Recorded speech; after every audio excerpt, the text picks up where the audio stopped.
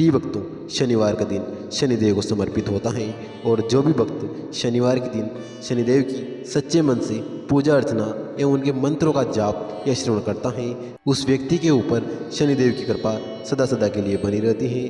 कहा जाता है कि जिन भक्तों पर शनिदेव का आशीर्वाद प्राप्त हो जाता है वह रंक से भी राजा बन जाता है और उसके जीवन के सारे कष्ट व दुख दर्द दूर हो जाते हैं। प्रिय भक्तों, आज हम आपको शनिदेव का एक ऐसा ही चमत्कारी मंत्र बताने जा रहे हैं जिसका 108 बार जाप या श्रवण करने मात्र से ही आपके परिवार व आपकी संतान पर कभी भी किसी प्रकार का संकट नहीं आएगा। साथ ही इस मंत्र के प्रभाव से शनि दोषों से भी मुक्ति मिलती है और भक्तों पर शनिदेव की कृपा हमेशा हमेशा के लिए बनी रहती है। मन चाहा फल व वर प्राप्त होता है। माता पिता एवं बच्चों का स्वास्थ्य हमेशा ठीक बना रहता है। घर के सभी आपसी कलेश हमेशा के लिए मिट जाते हैं। व्यवसाय से लेकर छोटे बड़े हर कारोबार में वृद्धि होगी। शनिदेव सिर्फ खुश ना होकर अपने भक्तों की सभी प्रकार की मनोकामनाएं भी पूरी करते हैं। बस आपको इस मंत्र का 108 बार जाप करना है। आप इस मंत्र का 108 बार जाप करते ही भगवान शनिदेव आप पर अपनी कृपा दृष्टि बरसा देंगे और आपके सभी बिगड़ते हुए कार्य भी बनने लग जाएंगे। साथ ही धन का ऐसा भंडार लगेगा कि जीवन भर भी समाप्त नहीं होगा। बस आपको इस मंत्र का 108 बार जाप करना है। यदि किसी कारणवश आप इस मंत्र का जाप करने में असमर्थ हैं तो आप इस मंत्र को अपने घर या दुकान पर मोबाइल फ़ोन पर चलाकर 108 बार पूरा श्रवण करें। साथ ही प्रिय भक्तों, यदि आप शनिदेव का आशीर्वाद अपने ऊपर अपने संपूर्ण परिवार के ऊपर पाना चाहते हैं तो हमारे इस वीडियो को एक दिल से लाइक करके हमारे चैनल संस्कारी सीनों को सब्सक्राइब करके कमेंट में जय शनिदेव अवश्य लिखें, जिससे शनिदेव के चरणों में आप सभी भक्तों की हाजिरी लग जाएगी। तो प्रिय भक्तों, मंत्र कुछ इस प्रकार है। ओम नीलांजलम समाभासम रविपुत्रम यमाग्रजम छायामार्तंड समूभूतम नमामि शनैश्वरम्। ओम नीलांजनम समाभासम रविपुत्रम यमाग्रजम छायामार्तंड समूभूतम नमामि शनैश्वरम्। ओम नीलांजनम समाभासम रविपुत्रम यमाग्रजम छायामार्तंड समूभूतम नमामि शनैश्वरम्। ओम नीलांजलम समाभासम रविपुत्रम यमाग्रजम छायामार्तंड समूभूतम नमामि शनैश्वरम्। ओम नीलांजनम समाभासम रविपुत्रम यमाग्रजम छायामार्तंड समूभूतम नमामि शनैश्वरम्। ओम नीलांजनम समाभासम रविपुत्रम यमाग्रजम छायामार्तंड समूभूतम नमामि शनैश्वरम्। ओम नीलांजलम समाभासम रविपुत्रम यमाग्रजम छायामार्तंड समूभूतम नमामि शनैश्वरम्। ओम नीलांजनम समाभासम रविपुत्रम यमाग्रजम छायामार्तंड समूभूतम नमामि शनैश्वरम्। ओम नीलांजनम समाभासम रविपुत्रम यमाग्रजम छायामार्तंड समूभूतम नमामि शनैश्वरम्। ओम नीलांजलम समाभासम रविपुत्रम यमाग्रजम छायामार्तंड समूभूतम नमामि शनैश्वरम्। ओम नीलांजनम समाभासम रविपुत्रम यमाग्रजम छायामार्तंड समूभूतम नमामि शनैश्वरम्। ओम नीलांजनम समाभासम रविपुत्रम यमाग्रजम छायामार्तंड समूभूतम नमामि शनैश्वरम्। ओम नीलांजलम समाभासम रविपुत्रम यमाग्रजम छायामार्तंड समूभूतम नमामि शनैश्वरम्। ओम नीलांजनम समाभासम रविपुत्रम यमाग्रजम छायामार्तंड समूभूतम नमामि शनैश्वरम्। ओम नीलांजनम समाभासम रविपुत्रम यमाग्रजम छायामार्तंड समूभूतम नमामि शनैश्वरम्। ॐ नीलाञ्जनं समाभासं रविपुत्रं यमाग्रजं छायामार्तण्डसमभूतं नमामि शनैश्वरम्।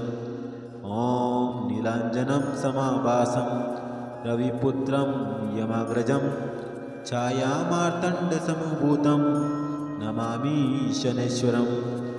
ॐ नीलाञ्जनं समाभासं रविपुत्रं यमाग्रजं छायामार्तण्डसमभूतं नमामि शनैश्वरम्। ॐ नीलाञ्जनं समाभासं रविपुत्रं यमाग्रजं छायामार्तण्डसमभूतं नमामि शनैश्वरम्। ॐ नीलाञ्जनं समाभासं रविपुत्रं यमाग्रजं छायामार्तण्डसमभूतं नमामि शनैश्वरम्।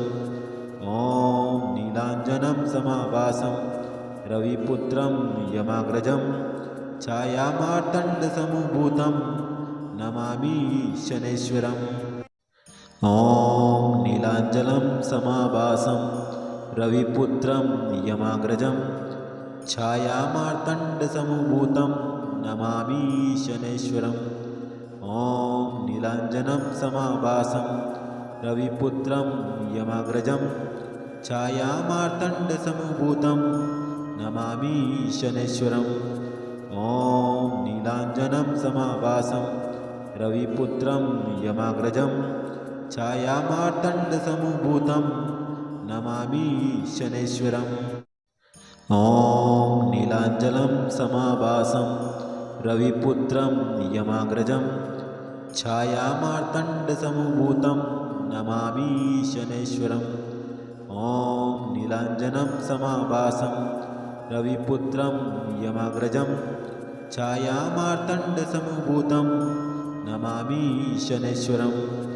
ॐ नीलाञ्जनं समाभासं रविपुत्रं यमाग्रजं छायामार्तण्डसमभूतं नमामि शनैश्वरम्। ॐ नीलाञ्जनं समाभासं रविपुत्रं यमाग्रजं छायामार्तण्डसमभूतं नमामि शनैश्वरम्। ॐ नीलाञ्जनं समाभासं रविपुत्रं यमाग्रजं छायामार्तण्डसमभूतं नमामि शनैश्वरम्। ॐ नीलाञ्जनं समाभासं रविपुत्रं यमाग्रजं छायामार्तण्डसमभूतं नमामि शनैश्वरम्। ॐ नीलाञ्जनं समाभासं रविपुत्रं यमाग्रजं छायामार्तण्डसमभूतं नमामि शनैश्वरम्। ॐ नीलाञ्जनं समाभासं रविपुत्रं यमाग्रजं छायामार्तण्डसमभूतं नमामि शनैश्वरम्। ॐ नीलाञ्जनं समाभासं रविपुत्रं यमाग्रजं छायामार्तण्डसमभूतं नमामि शनैश्वरम्। ॐ नीलाञ्जनं समाभासं रविपुत्रं यमाग्रजं छायामार्तण्डसमभूतं नमामि शनैश्वरम्। ॐ नीलाञ्जनं समाभासं रविपुत्रं यमाग्रजं छायामार्तण्डसमभूतं नमामि शनैश्वरम्। ॐ नीलाञ्जनं समाभासं रविपुत्रं यमाग्रजं छायामार्तण्डसमभूतं नमामि शनैश्वरम्। ॐ नीलाञ्जनं समाभासं रविपुत्रं यमाग्रजं छायामार्तण्डसमभूतं नमामि शनैश्वरम्।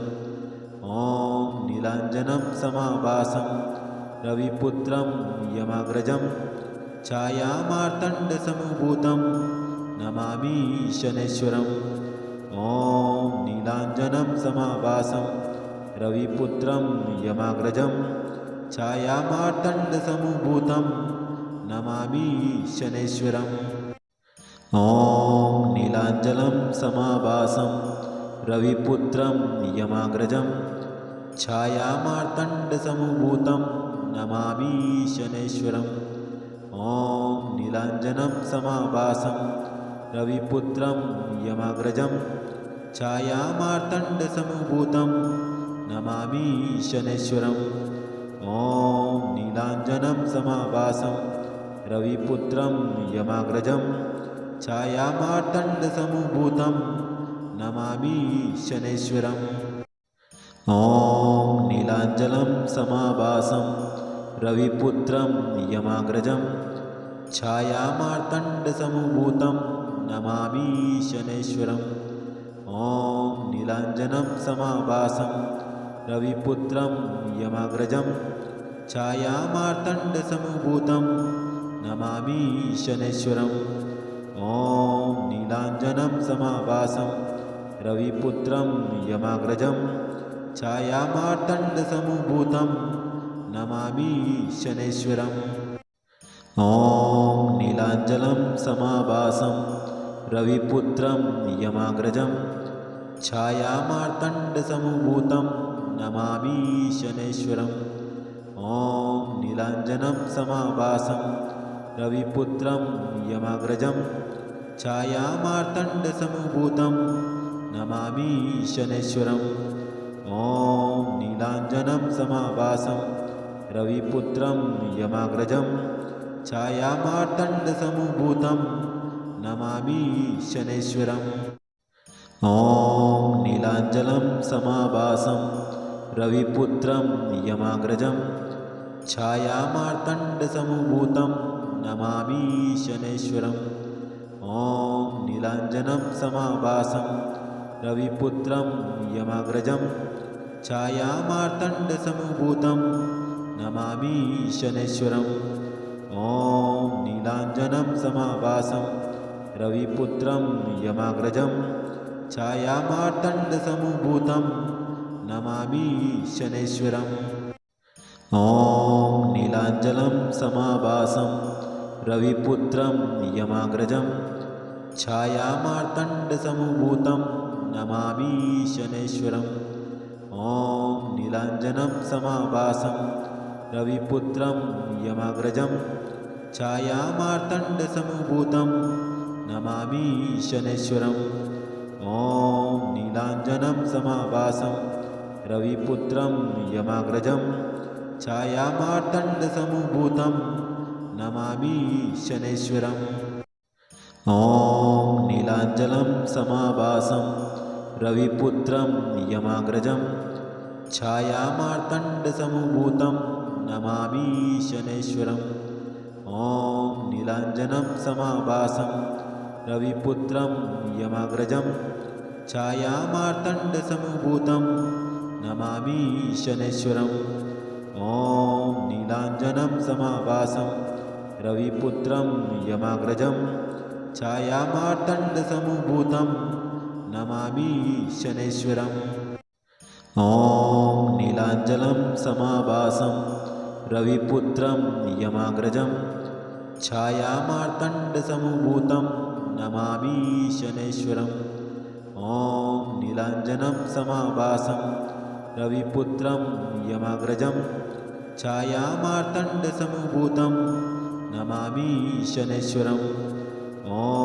नीलाञ्जनं समाभासं रविपुत्रं यमाग्रजं छायामार्तण्डसमभूतं नमामि शनैश्वरम् ॐ नीलाञ्जनं समाभासं रविपुत्रं यमाग्रजं छायामार्तण्डसमभूतं नमामि शनैश्वरम् ॐ नीलाञ्जनं समाभासं रविपुत्रं यमाग्रजं छायामार्तण्डसमभूतं नमामि शनैश्वरम् ॐ नीलाञ्जनं समाभासं रविपुत्रं यमाग्रजं छायामार्तण्डसमभूतं नमामि शनैश्वरम् ॐ नीलाञ्जनं समाभासं रविपुत्रं यमाग्रजं छायामार्तण्डसमभूतं नमामि शनैश्वरम् ॐ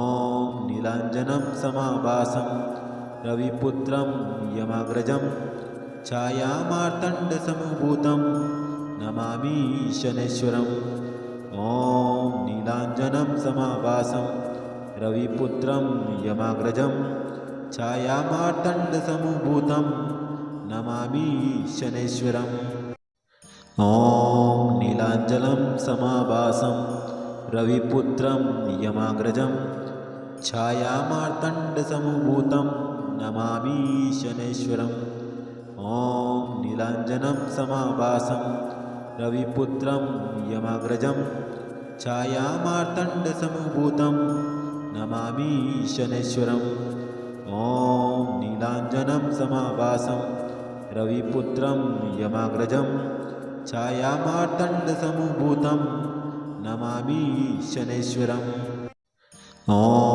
नीलाञ्जनं समाभासं रविपुत्रं यमाग्रजं छायामार्तण्डसमुभूतं नमामि शनैश्वरम् ॐ नीलाञ्जनं समाभासं रविपुत्रं यमाग्रजं छायामार्तण्डसमुभूतं नमामि शनैश्वरम् ॐ नीलाञ्जनं समाभासं रविपुत्रं यमाग्रजं छायामार्तण्डसमुभूतं नमामि शनैश्वरम् ॐ नीलाञ्जनं समाभासं रविपुत्रं यमाग्रजं छायामार्तण्डसमुभूतं नमामि शनैश्वरम् ॐ नीलाञ्जनं समाभासं रविपुत्रं यमाग्रजं छायामार्तण्डसमुभूतं नमामि शनैश्वरम् ॐ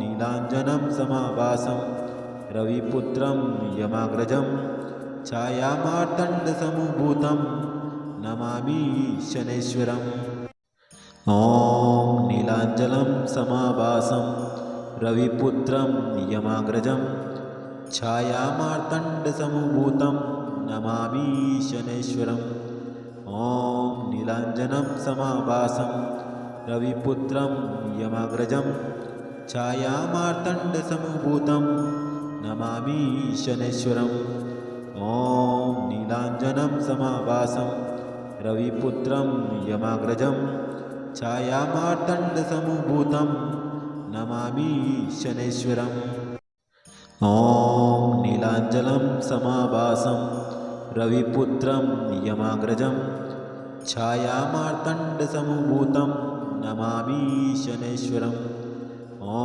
नीलाञ्जनं समाभासं रविपुत्रं यमाग्रजं छायामार्तण्डसमुभूतं नमामि शनैश्वरम् ॐ नीलाञ्जनं समाभासं रविपुत्रं यमाग्रजं छायामार्तण्डसमुभूतं नमामि शनैश्वरम् ॐ नीलाञ्जनं समाभासं रविपुत्रं यमाग्रजं छायामार्तण्डसमुभूतं नमामि शनैश्वरम् ॐ नीलाञ्जनं समाभासं रविपुत्रं यमाग्रजं छायामार्तण्डसमुभूतं नमामि शनैश्वरम् ॐ नीलाञ्जनं समाभासं रविपुत्रं यमाग्रजं छायामार्तण्डसमुभूतं नमामि शनैश्वरम् ॐ नीलाञ्जनं समाभासं रविपुत्रं यमाग्रजं छायामार्तण्डसमुभूतं नमामि शनैश्वरम् ॐ नीलाञ्जनं समाभासं रविपुत्रं यमाग्रजं छायामार्तण्डसमुभूतं नमामि शनैश्वरम् ॐ नीलाञ्जनं समाभासं रविपुत्रं यमाग्रजं छायामार्तण्डसमुभूतं नमामि शनैश्वरम् ॐ नीलाञ्जनं समाभासं रविपुत्रं यमाग्रजं छायामार्तण्डसमुभूतं नमामि शनैश्वरम् ॐ नीलाञ्जनं समाभासं रविपुत्रं यमाग्रजं छायामार्तण्डसमुभूतं नमामि शनैश्वरम् ॐ नीलाञ्जनं समाभासं रविपुत्रं यमाग्रजं छायामार्तण्डसमुभूतं नमामि शनैश्वरम् ॐ नीलाञ्जनं समाभासं रविपुत्रं यमाग्रजं छायामार्तण्डसमुभूतं नमामि शनैश्वरम् ॐ नीलाञ्जनं समाभासं रविपुत्रं यमाग्रजं छायामार्तण्डसमुभूतं नमामि शनैश्वरम् ॐ नीलाञ्जनं समाभासं रविपुत्रं यमाग्रजं छायामार्तण्डसमुभूतं नमामि शनैश्वरम् ॐ नीलाञ्जनं समाभासं रविपुत्रं यमाग्रजं छायामार्तण्डसमुभूतं नमामि शनैश्वरम् ॐ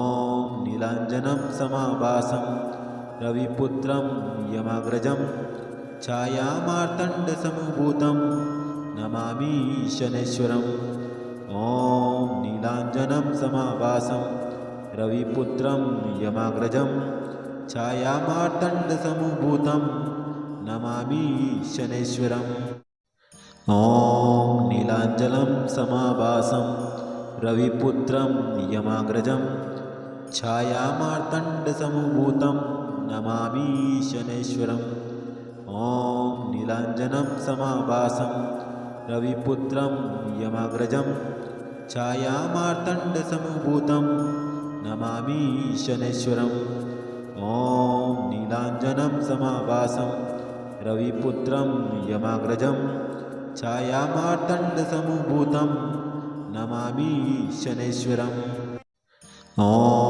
नीलाञ्जनं समाभासं रविपुत्रं यमाग्रजं छायामार्तण्डसमुभूतं नमामि शनैश्वरम् ॐ नीलाञ्जनं समाभासं रविपुत्रं यमाग्रजं छायामार्तण्डसमुभूतं नमामि शनैश्वरम् ॐ नीलाञ्जनं समाभासं रविपुत्रं यमाग्रजं छायामार्तण्डसमुभूतं नमामि शनैश्वरम् ॐ नीलाञ्जनं समाभासं रविपुत्रं यमाग्रजं छायामार्तण्डसमुभूतं नमामि शनैश्वरम् ॐ नीलाञ्जनं समाभासं रविपुत्रं यमाग्रजं छायामार्तण्डसमुभूतं नमामि शनैश्वरम् ॐ नीलाञ्जनं समाभासं रविपुत्रं यमाग्रजं छायामार्तण्डसमुभूतं नमामि शनैश्वरम् ॐ नीलाञ्जनं समाभासं रविपुत्रं यमाग्रजं छायामार्तण्डसमुभूतं नमामि शनैश्वरम् ॐ नीलाञ्जनं समाभासं रविपुत्रं यमाग्रजं छायामार्तण्डसमुभूतं नमामि शनैश्वरम् ॐ नीलाञ्जनं समाभासं रविपुत्रं यमाग्रजं छायामार्तण्डसमुभूतं नमामि शनैश्वरम् ॐ नीलाञ्जनं समाभासं रविपुत्रं यमाग्रजं छायामार्तण्डसमुभूतं नमामि शनैश्वरम् ॐ नीलाञ्जनं समाभासं रविपुत्रं यमाग्रजं छायामार्तण्डसमुभूतं नमामि शनैश्वरम् ॐ नीलाञ्जनं समाभासं रविपुत्रं यमाग्रजं छायामार्तण्डसमुभूतं नमामि शनैश्वरम् ॐ नीलाञ्जनं समाभासं रविपुत्रं यमाग्रजं छायामार्तण्डसमुभूतं नमामि शनैश्वरम् ॐ नीलाञ्जनं समाभासं रविपुत्रं यमाग्रजं छायामार्तण्डसमुभूतं नमामि शनैश्वरम् ॐ नीलाञ्जनं समाभासं रविपुत्रं यमाग्रजं छायामार्तण्डसमुभूतं नमामि शनैश्वरम् ॐ नीलाञ्जनं समाभासं रविपुत्रं यमाग्रजं छायामार्तण्डसमुभूतं नमामि शनैश्वरम् ॐ नीलाञ्जनं समाभासं रविपुत्रं यमाग्रजं छायामार्तण्डसमभूतं नमामि शनैश्वरम् ॐ नीलाञ्जनं समाभासं रविपुत्रं यमाग्रजं छायामार्तण्डसमभूतं नमामि शनैश्वरम् ॐ नीलाञ्जनं समाभासं रविपुत्रं यमाग्रजं छायामार्तण्डसमभूतं नमामि शनैश्वरम् ॐ नीलाञ्जनं समाभासं रविपुत्रं यमाग्रजं छायामार्तण्डसमभूतं नमामि शनैश्वरम् ॐ